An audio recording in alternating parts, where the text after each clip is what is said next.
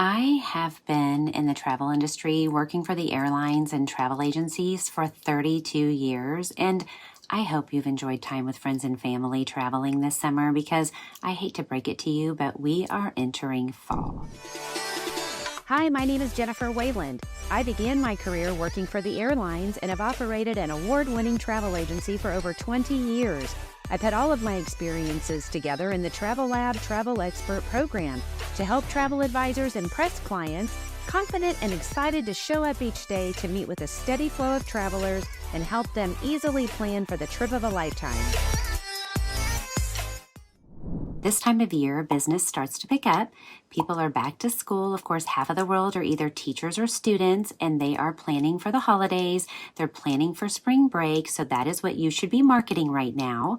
Pretty soon, they will be planning for their study abroad in Spain or Australia.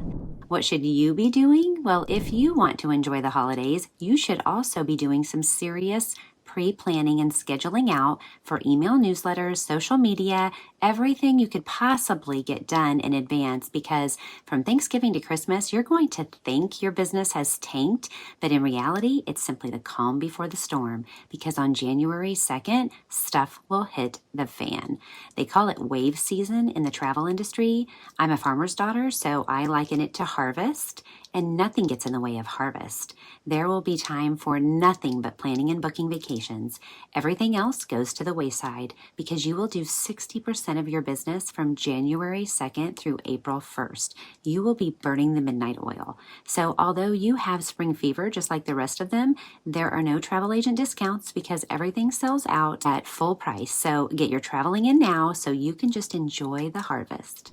I am here every week. Follow for more travel agent tips.